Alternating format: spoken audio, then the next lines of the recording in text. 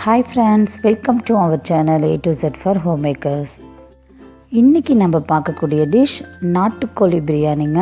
பிரியாணினாவே டேஸ்ட்டாக இருக்கும், நாட்டுக்கோழி பிரியாணினா இன்னும் டேஸ்ட் சூப்பராக இருக்கும். இந்த பிரியாணியை எப்படி செய்யலான்னு பார்க்கலாம் வாங்க.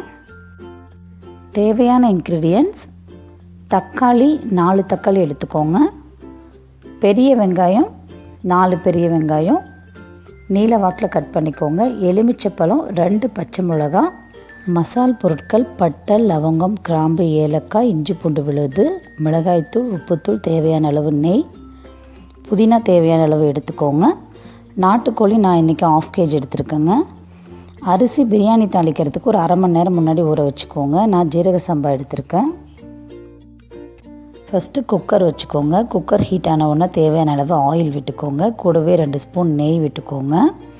ஹீட் ஆன உடனே மசாலா பொருட்கள் பட்டை லவங்கம் கிராம்பு ஏலக்காய் இதை ஃபஸ்ட்டு போட்டு ஃப்ரை பண்ணிக்கோங்க. இது கூடவே இஞ்சி பூண்டு விழுதும் வெங்காயமும் நல்லா எண்ணெயில் போட்டு நல்லா ஃப்ரை பண்ணிவிடுங்க. ஜிஞ்சர் கார்லிக் பேஸ்ட் நான் 4 ஸ்பூன் எடுத்திருக்கேங்க. 1/2 kg அரிசிக்கு 4 ஸ்பூன் எடுத்திருக்கேன். இது கூடவே புதினா கொத்தமல்லி தழை தேவையான அளவு நீங்கள் ஆட் பண்ணிக்கலாம். நெக்ஸ்ட்டு கட் பண்ணி வச்சுருக்க தக்காளியை இது கூட ஆட் பண்ணிக்கோங்க. 4 தக்காளி எடுத்துருக்கேங்க, நீல வாக்கில் கட் பண்ணிக்கோங்க. இஞ்சி பூண்டு விழுது தக்காளி ஜிஞ்சர் கார்லிக் பேஸ்ட்டு எல்லாம் எண்ணெயில் நல்லா சேர்த்து ஃப்ரை பண்ணுங்கள்.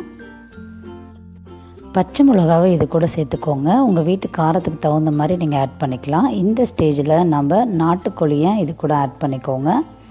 மஞ்சத்தூள் கல் உப்பு போட்டு நல்லா வாஷ் பண்ணி எடுத்துக்கோங்க. மசாலாவோடு சேர்த்து நல்லா கிளறி விடுங்க. இஞ்சி பூண்டு விழுதும் சிக்கனும் சேர்த்து நல்லா மிக்ஸ் பண்ணி விடுங்க.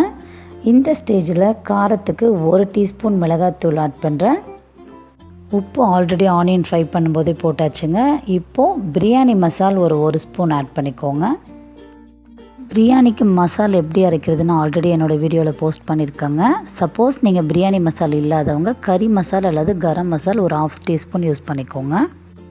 எண்ணெயில் நல்லா சிக்கன் ஃப்ரை ஆகிடுச்சுங்க. எண்ணெய் நல்லா மேலே மிதந்து வருது. இந்த ஸ்டேஜில் தேவையான அளவு நம்ம வாட்டர் ஆட் பண்ணிக்கலாம். 1 டம்ளர் அரிசிக்கு 1.5 டம்ளர் தண்ணி சேர்த்துருக்காங்க. சப்போஸ் நீங்கள் தம் பிரியாணி செய்கிறதா இருந்தால் 1 டம்ளர் அரிசிக்கு 2 டம்ளர் தண்ணி சேர்த்துக்கோங்க. தண்ணி கொதி வந்ததுக்கப்புறம் விசில் போட்டு ஒரு 3 விசில் விட்டு எடுத்துக்கோங்க. சிக்கன் நல்லா வெந்துடும். பிரியாணிக்கு அரிசி 1/2 kg எடுத்திங்கன்னா சேம் குவான்டிட்டி சிக்கனும் 1/2 kg எடுத்துக்கோங்க. டேஸ்ட் நல்லாயிருக்கும். மெஷர்மெண்ட் எடுத்து வச்சுருக்க வாட்டரில் ஃபஸ்ட்டு சிக்கன் வேக வைக்கும்போது பாதி தண்ணியை ஆட் பண்ணிக்கோங்க. விசில் விட்டதுக்கப்புறம் மிச்சம் இருக்க தண்ணியை நீங்கள் ஆட் பண்ணிக்கலாம். இப்போது ஊற வச்ச அரிசியை தண்ணி பாருங்கள் நல்லா கொதி வருது. பபிள்ஸ் வர்றப்போ அரிசியை இது கூட சேர்த்துக்கலாம்.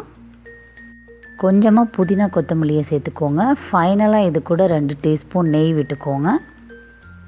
லெமன் 1 எலுமிச்சப்பழம் பிழிஞ்சு விட்டுக்கோங்க. அரிசி போட்டதுக்கப்புறம் குக்கர் க்ளோஸ் பண்ணி 2 விசில் மட்டும் விட்டு எடுத்துக்கோங்க. 2 விசில் வந்ததுக்கப்புறம் ஒரு 10 நிமிஷம் தம் விட்டு அதுக்கப்புறம் ஓப்பன் பண்ணுங்கள். இப்போது டேஸ்டான நாட்டுக்கோழி பிரியாணி ரெடி ஆகிடுச்சுங்க. அரிசி பாருங்கள் குழையில உதிரியாக இருக்குது. டேஸ்டான நாட்டுக்கோழி பிரியாணி எங்கள் வீட்டு ஸ்டைலில் நான் ட்ரை பண்ணியிருக்கேங்க. கண்டிப்பாக இந்த டேஸ்ட்டு சூப்பராக இருக்கும். இந்த பிரியாணியை ட்ரை பண்ணி பார்த்துட்டு எப்படி இருக்குன்னு எனக்கு கமெண்ட் பண்ணுங்கள். என்னோடய சேனலை சப்ஸ்கிரைப் பண்ணாதவங்க சப்ஸ்கிரைப் பண்ணுங்கள், லைக் பண்ணுங்கள், ஷேர் பண்ணுங்கள், கூடவே அந்த பெல் ஐக்கானை கிளிக் பண்ணுங்கள். அப்போ தான் நான் ரெகுலராக போஸ்ட் பண்ணுற வீடியோ உங்களுக்கு வரும். தேங்க்யூ ஃபார் வாட்சிங்.